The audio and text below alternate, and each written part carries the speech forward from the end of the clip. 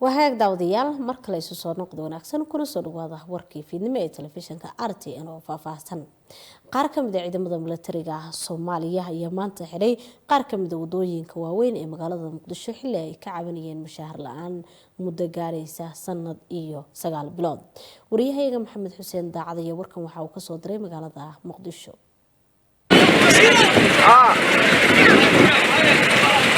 waa ciidamo ka tirsan militariga Soomaaliya oo maanta banaanbax xabashada ka dhigay magaalada Muqdisho caasimada Soomaaliya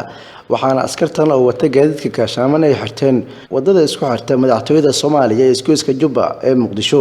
askartu waxay sheegeen inay ka cabanayaan mushaar la'aan soo wajahday isla markaana aysan wax mushaar qaadan muddadan sanad iyo 9 bil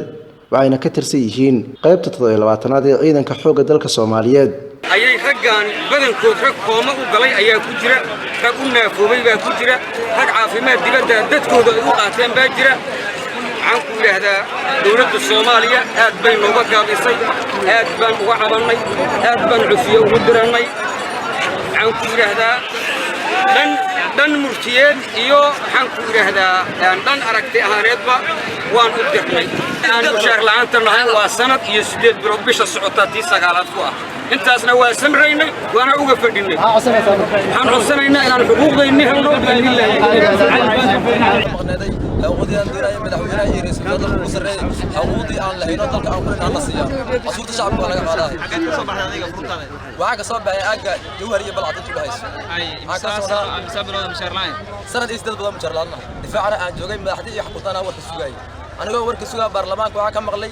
أسكرتي هقودري والله سنة أسكره ولانا المجيء أنا كم ضاع ولانا دفاع عن الجوجي هذا قسم مدحونا يا يري مدحونا يا برلمان كفر أنا كان هقولان أنا هقولان واي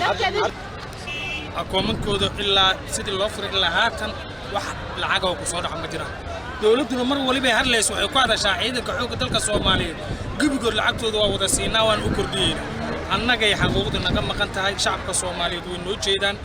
دولت مدحتين وينو جيدا وعن قعد صنينا مدحتينا أنا قد دفاعيدا قلتنا عدو في أن لا تجعلنا إحنا عدو لا تجعلنا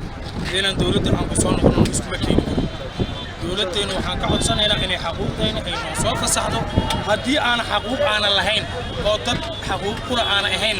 أي شيء أي نوع تلس. أنا أنت تقول لا بقول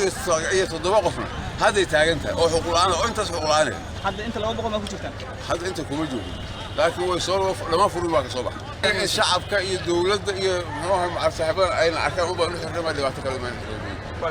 واحد أنت قفل من الأمان أنت صرت على اللفت هاي هذا لو كان عارفين أنا أقدر لو حيت هاي الحقوق إذا اللي مو أنت كان كوش أين السيان أما أي شعب كله فعليها أنا فصح كوسنا محمد حسين أحمد RTN مقدشو